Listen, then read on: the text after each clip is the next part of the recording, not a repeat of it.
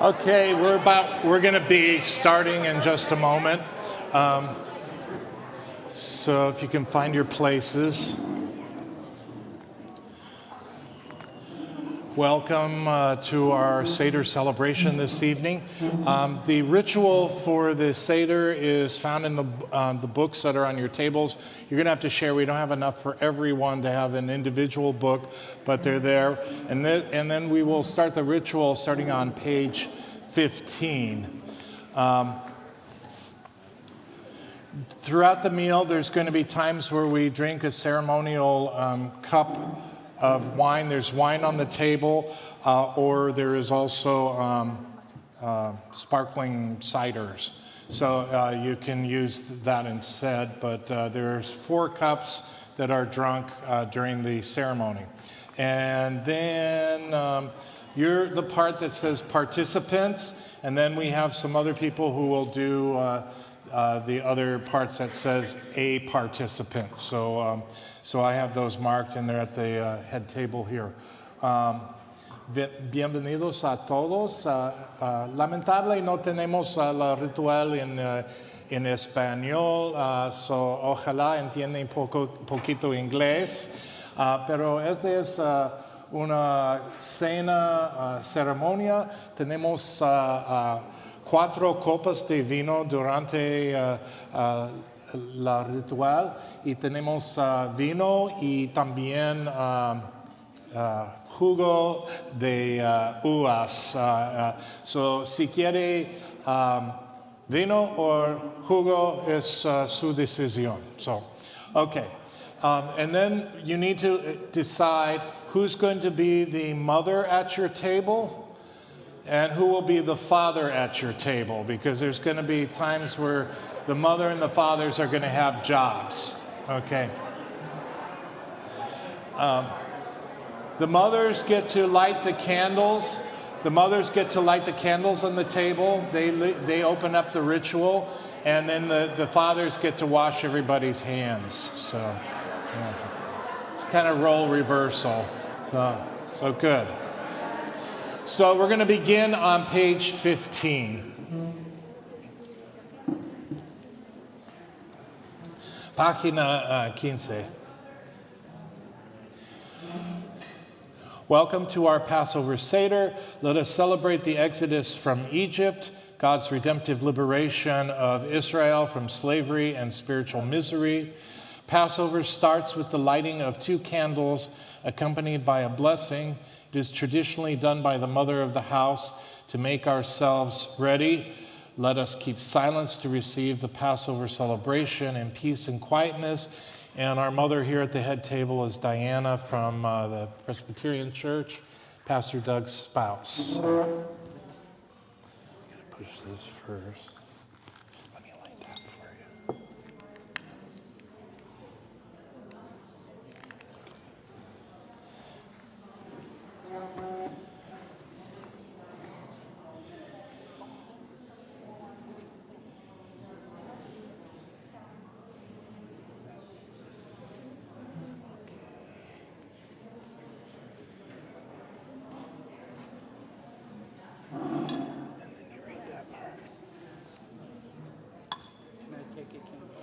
Wait. Blessed are you, Lord our God, ruler of the universe, who has sanctified us by your commandments and commanded us to kindle the lights of the Passover holiday.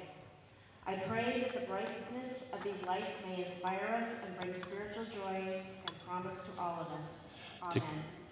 Together, blessed are you, Lord our God, ruler of the universe, who has brought us life and sustained us and enable us to teach this season of joy. Now I invite the mothers to come up and receive a candle and take it from our candle, light the candles at your table from the lights from this table. Thank you. Oh, Thank you for this honor. we don't want you to go without.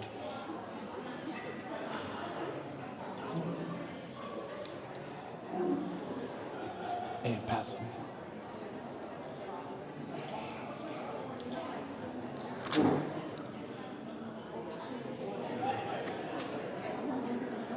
Puedo tomar vino de uva si no quieren.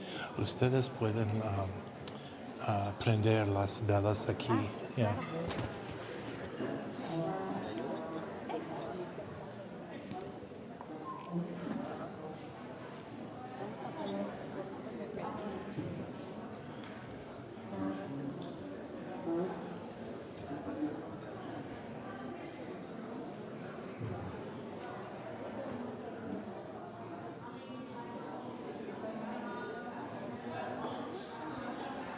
You know, if you want to.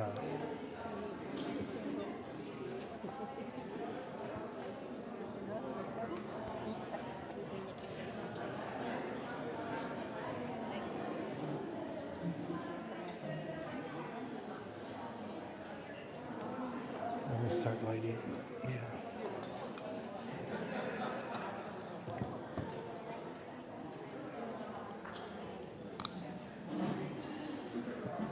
You want to start lighting these.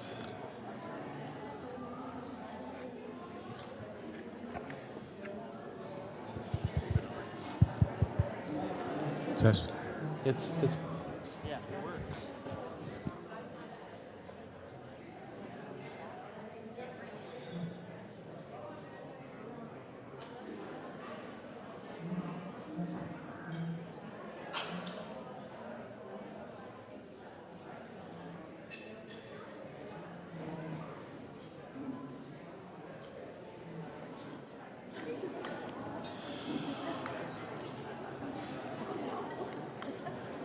all right. On page 16, tonight we celebrate the Passover Feast of Freedom and Redemption, and we read from the Haggadah. Haggadah is a Hebrew word meaning story. It is a special story. It relates our history, enslavement in Egypt, freedom, the holy commitment at Mount Sinai, and the return to the Promised Land. The Haggadah ritual is called Seder, meaning order in Hebrew. The various parts of the Seder are symbolized on this special plate on your table, the Seder plate. And it has the different foods of the plate as they are explained. Several persons may share we're going to have some people read the places that say a participant. The following part of the ritual here is the shank bone, called in Hebrew zeroah. What is the significance of the zeroah? Traditionally, the shank bone of the lamb was used as a reminder of the lamb offered on Passover at the temple in Jerusalem 2,000 years ago. It also recalls that God passed over the houses of the Hebrew people in Egypt. Their homes were marked with the blood of the lamb. Then, when your children ask you, "What is the meaning of this rite?" you shall say, "It is the Lord's Passover, for he passed over the houses of the Israelites in Egypt when God struck the Egyptians, but spared our houses." Oh, here is an egg. In Hebrew, it is called beitza. What is the significance of beitza? The egg is a reminder of the roasted egg offered at the Temple of Jerusalem at the Passover festival. Here also on the Seder plate, you'll see the bitter herbs. They are called in Hebrew maror. What is the significance of maror? It reminds us of the bitterness and hardship of slavery. Here also is a mixture on the plate of chopped apples, nuts, cinnamon, and wine. In Hebrew, it is called haroset. What is the significance of haros? The haroset is a reminder of the mortar used by the forced Hebrew laborers in Egypt. And then there is a green herb in Hebrew called karpas. And what is the significance of karpas? The carpus, a piece of parsley or celery, is a reminder of springtime, the season of Passover. We use it as a sign of gratitude to God for the goodness of the earth, for our bread and food. There are additional symbols of the Passover Seder that we can see on the table. One of them is salt water. What is the significance of the salt water? It symbolizes the harshness that Israel endured in its experience of slavery. It will be used to dip the carpus or the parsley celery.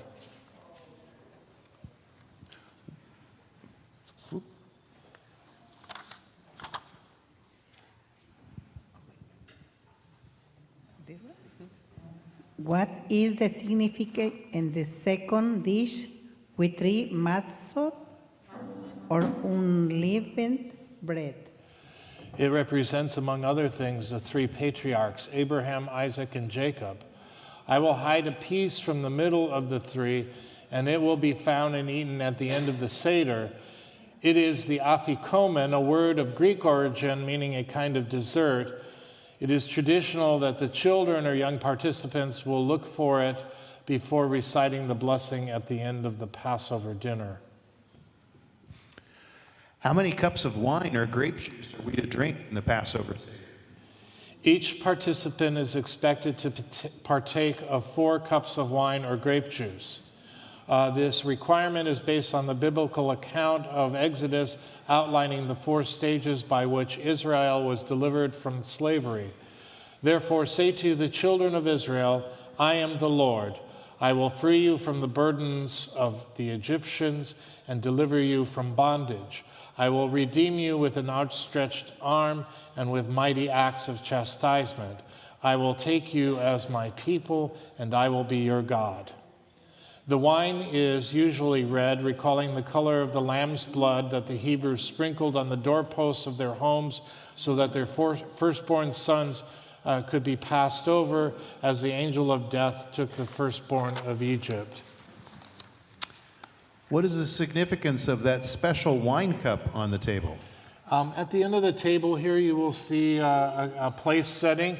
It is with a special cup. It's called Elijah's cup.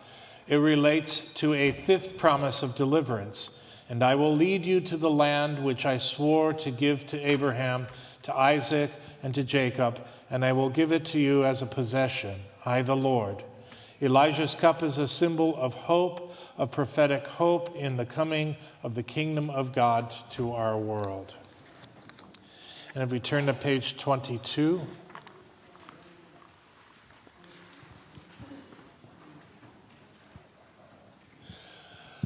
Baruch atah Adonai Eloheinu melech haolam borai piri hagafen. Blessed are you, Lord our God, ruler of the universe, creator of the fruit of the vine. Together. Blessed are you, Lord our God, ruler of the universe, who has chosen us among all peoples and sanctified us with your commandments. With an everlasting love, you have given us holidays and seasons for rejoicing, and this day of the feast of Matzot, the time of our freedom, in remembrance of Israel's going out from Egypt.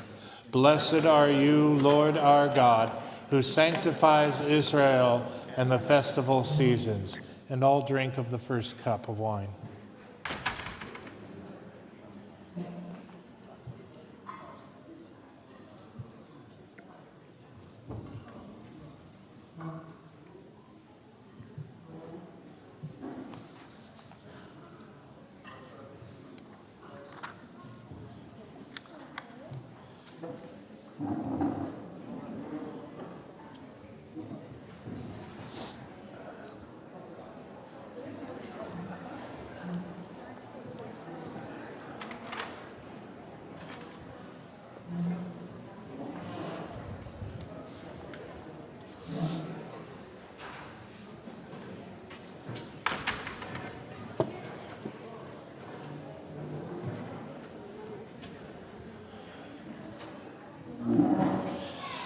Okay, at this point, everyone dips the green herb, which would be the parsley or the celery, in the salt water, which is in little bowls on your table.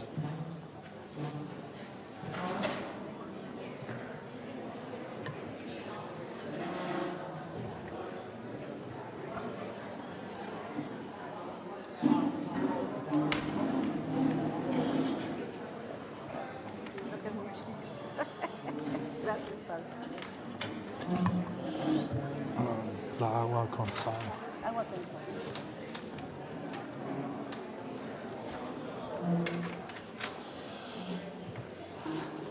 Blessed are you, Lord our God, ruler of the universe, creator of the fruit of the earth.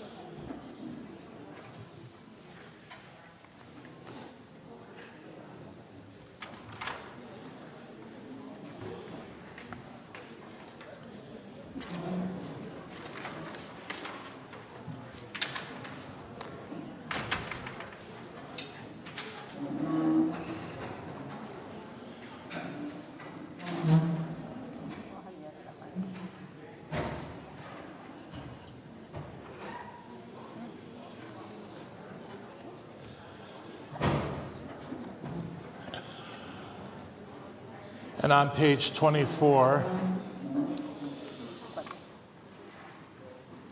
Halachma Anya, together, this is the bread of affliction which Israel ate in the land of Egypt. It is a symbol of days of slavery and pain, endured by the Jewish people for centuries. It is a symbol also of the slavery and pain of so many in the world today. It is our hope that next year we will be free, that next year humankind will be free from all oppression. And I was going to ask one of the children to open the door, but it's already open. So let all who hunger for bread and freedom come to partake, to celebrate the bread and freedom of this Passover celebration.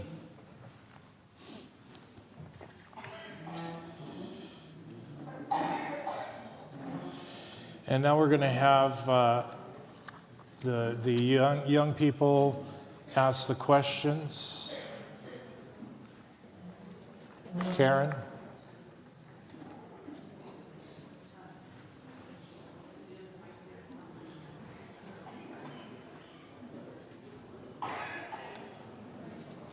Give it to her.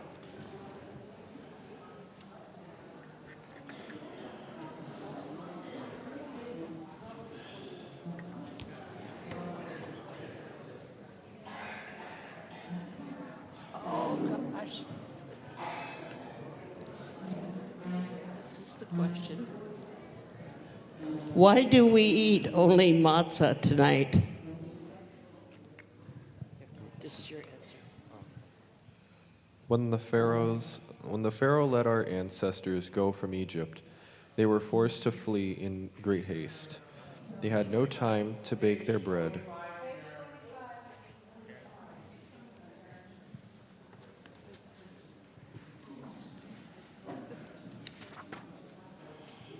Oh, here. Why is this night different from all the other nights? On all other nights, we eat either leavened or unleavened bread. Why on this night only matzah?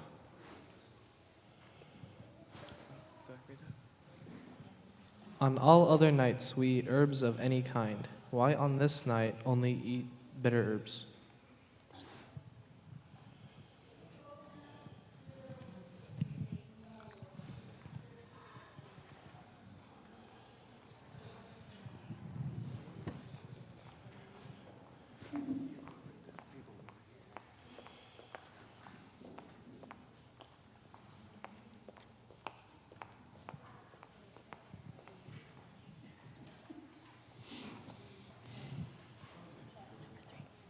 On all other nights, we do not dip herbs even once.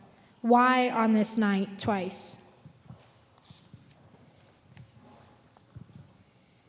On all other nights, we eat sitting and reclining. Why on this night do we recline?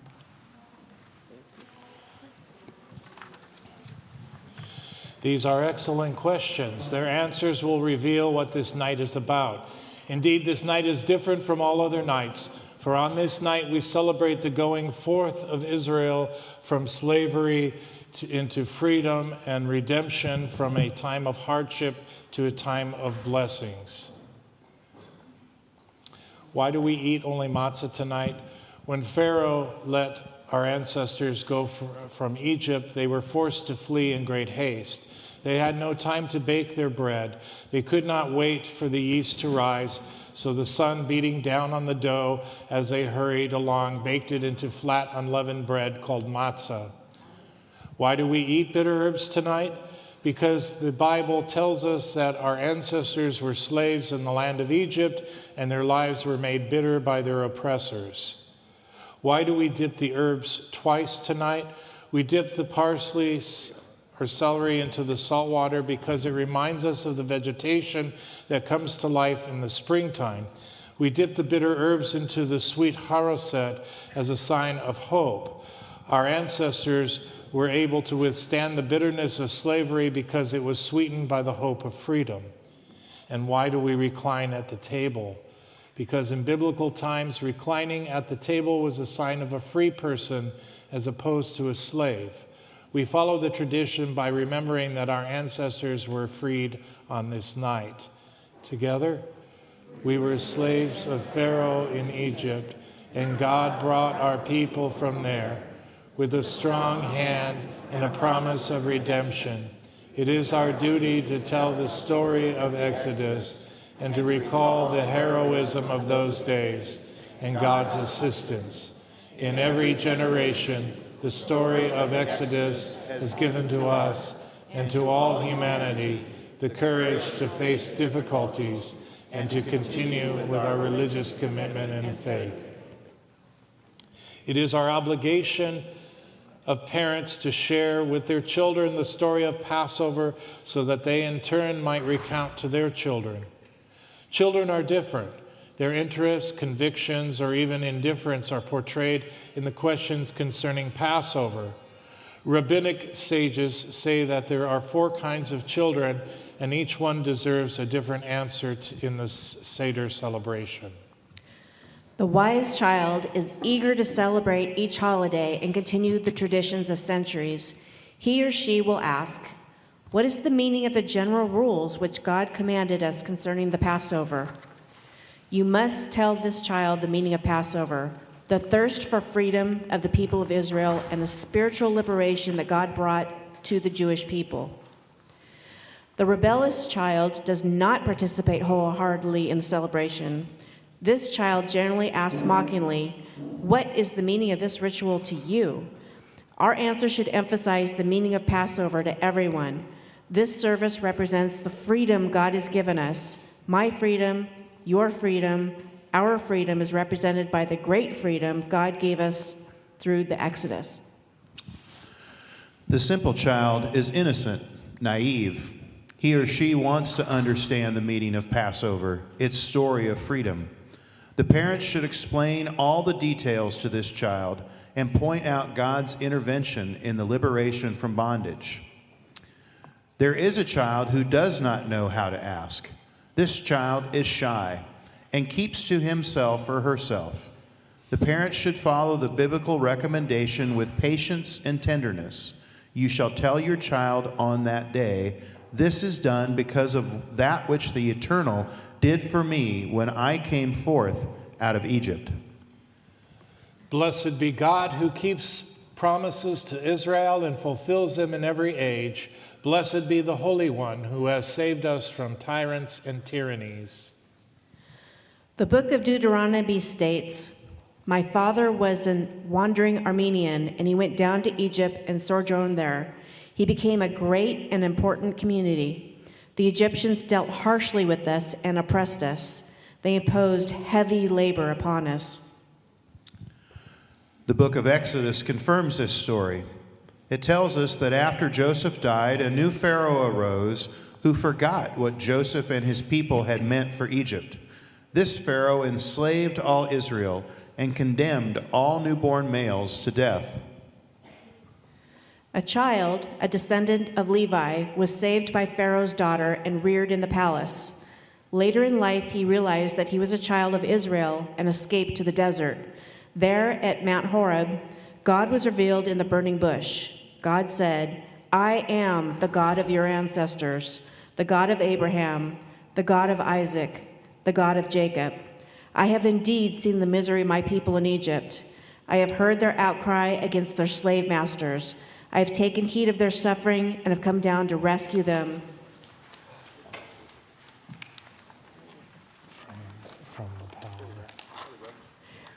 from the power of Egypt, and to bring them out of that country into a fine, broad land. It is a land flowing with milk and honey. The outcry of the Israelites has now reached me. Yes, I have seen the brutality of Egyptians toward them. Come now, I will send you to Pharaoh, and you shall bring my people Israel out of Egypt.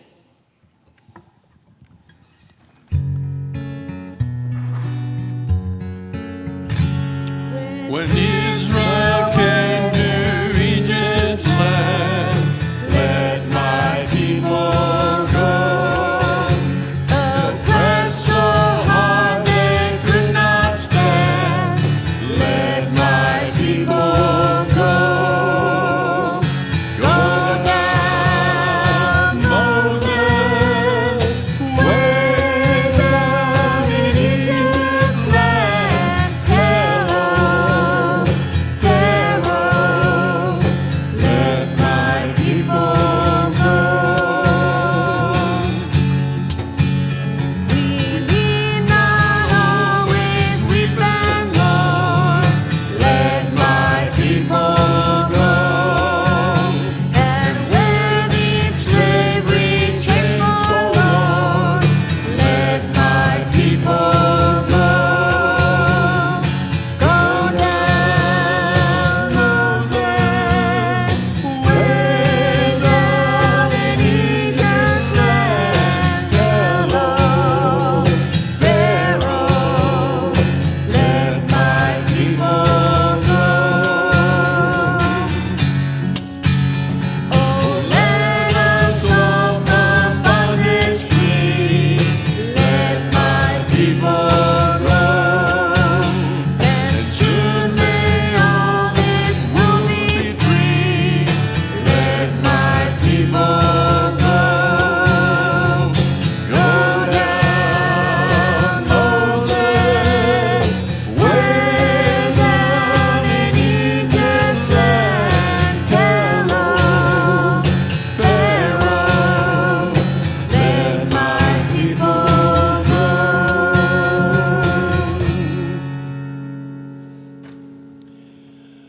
Moses pleaded with Pharaoh, who stubbornly refused to free the Hebrew slaves.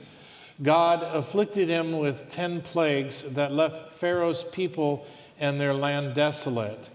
And if your cup is empty, you need to make sure you have a little bit of wine in it.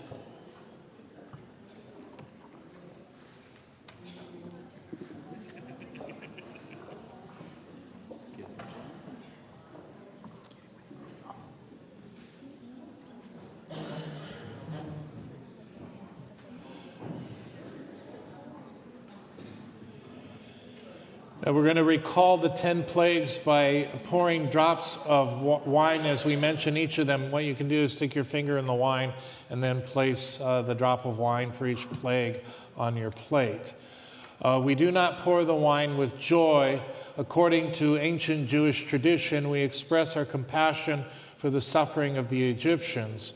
Although they were enemies and tormentors, they were also children of God and fellow human beings.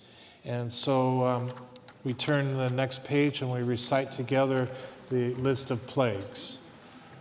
Blood, frogs, vermin, flies, cattle disease, boils, hail, locusts, darkness, slaying of the firstborn.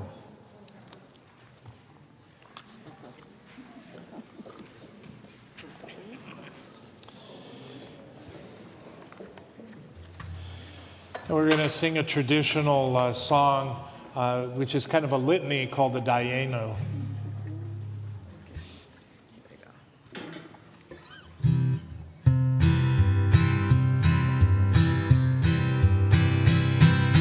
Da da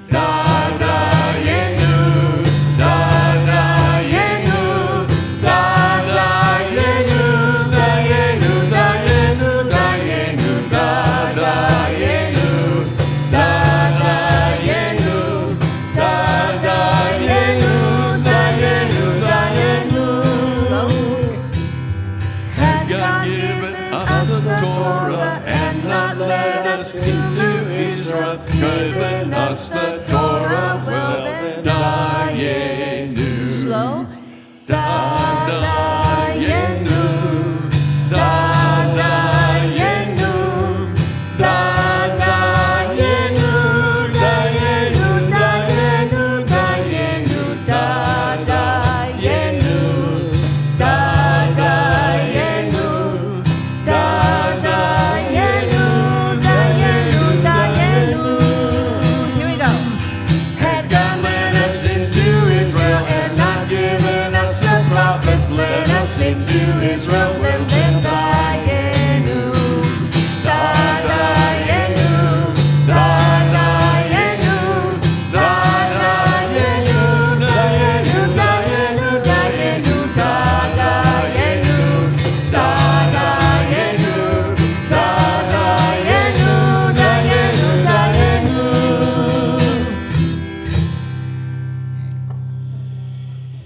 And we're going to move over to page 37.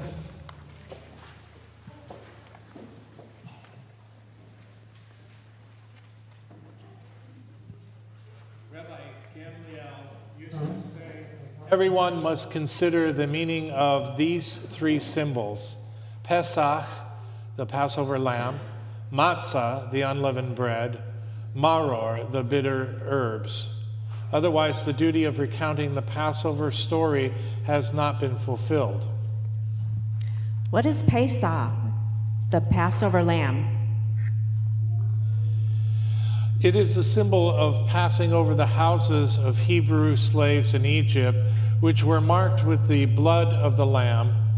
As the biblical text relates, then when your children ask you, what is the meaning of this rite, you shall say, it is the Lord's Passover, for the Lord passed over the houses of the Israelites in Egypt when the Lord struck the Egyptians but spared our houses. What is matzah?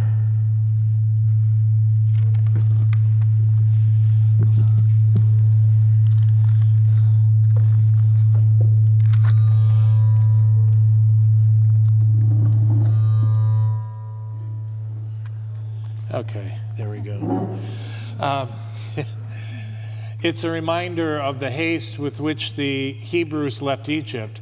The scriptures say the dough that they had brought from Egypt they baked into unleavened cakes because there was no leaven, for they had been driven out of Egypt and allowed no time even to get food ready for themselves.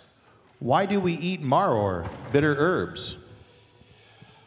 They are eaten as a reminder of the life of Israel in Egypt that was made bitter by their oppressors. The scripture explains, so they treated their Israelite slaves with ruthless severity and made life bitter for them with cruel servitude, setting them to work on clay and brick making and all sorts of works in fields. In short, they made ruthless use of them as slaves in every kind of hard labor. And now make sure your glasses of wine are filled again.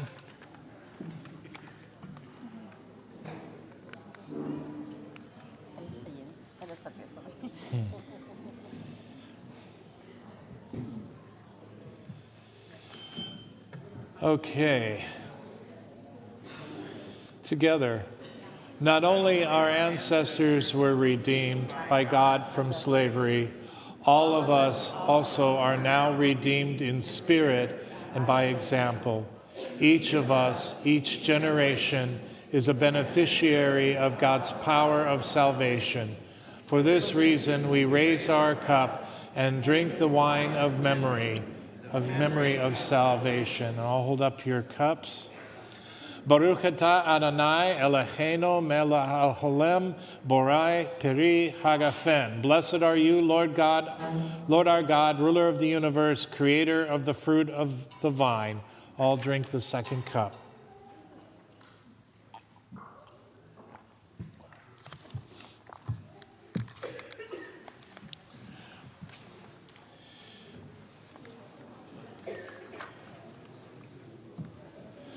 And I'm going to invite the father or the leader at each table to come. There's bowls of water over in the corner with towels. and to go and help everyone at your table wash their hands.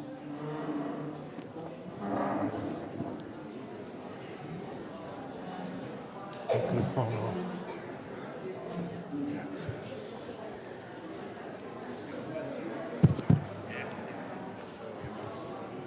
Not yet, when it's time.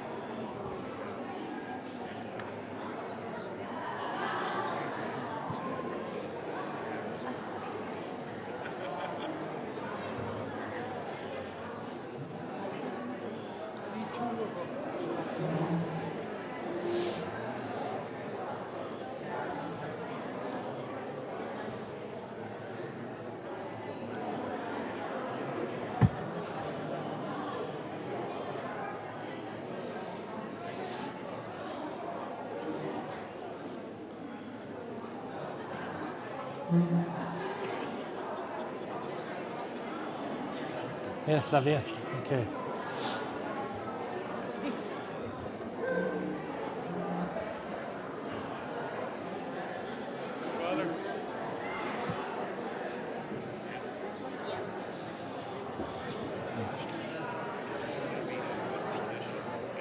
Yep.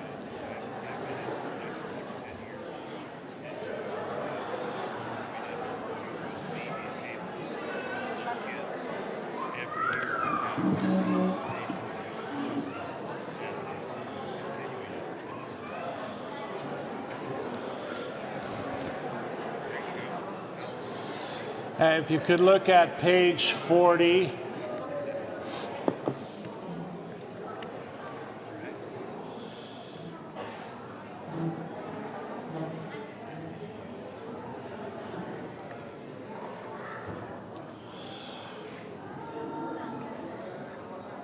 And if you join with me and the participants there, blessed are you, Lord our God, ruler of the universe, who sanctified us with your commandments and commanded us concerning the washing of hands.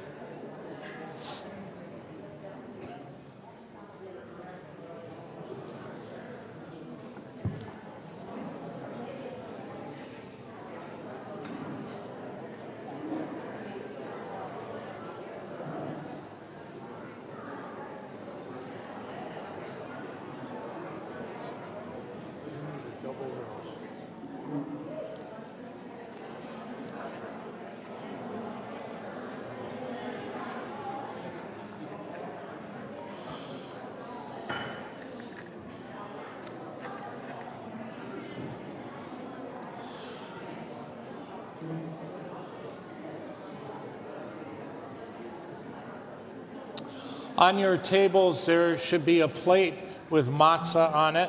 And if you would take the top piece of matzah and everyone break off a piece.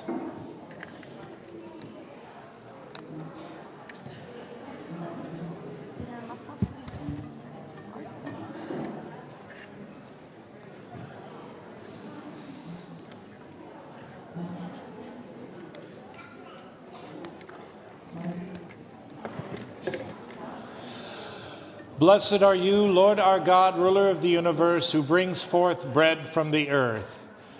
Blessed are you, Lord our God, ruler of the universe, who sanctified us with your commandments and commanded us to eat of matzah. Everyone eat a piece of the matzah.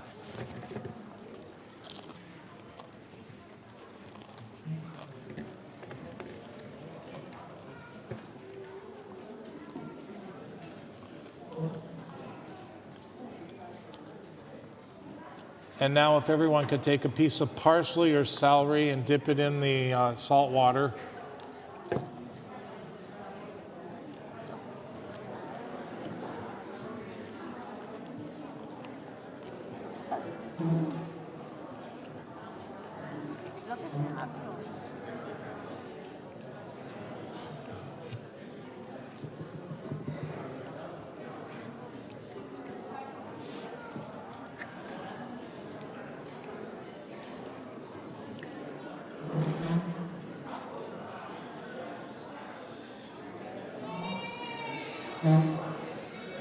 And together on the top of page 41, blessed are you, Lord our God, ruler of the universe, who made us holy with your commandments and commanded us to eat of bitter herbs. And all eat your bitter herbs.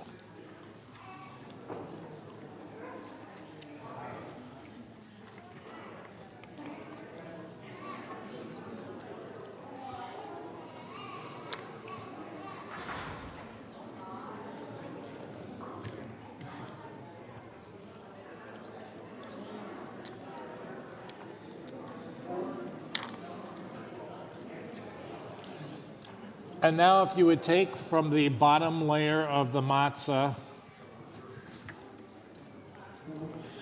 and you break two pieces, each person takes two pieces, and then put some of the bitter herbs between the two pieces that you take. You can also place along with it the haroset, which is that mixture of nuts and apple and wine along with it.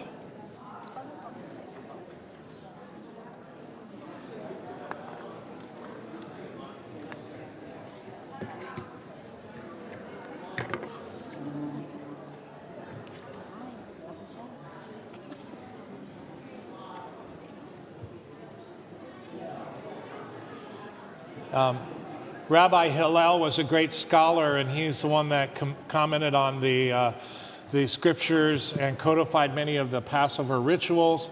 And so in his day, he made what they call the Hillel sandwich, which is these two pieces of matzah with the bitter herbs between them. And so and he did this to observe the biblical command, they shall eat the Passover offering together with matzah and maror. So let's all eat your Hillel sandwich.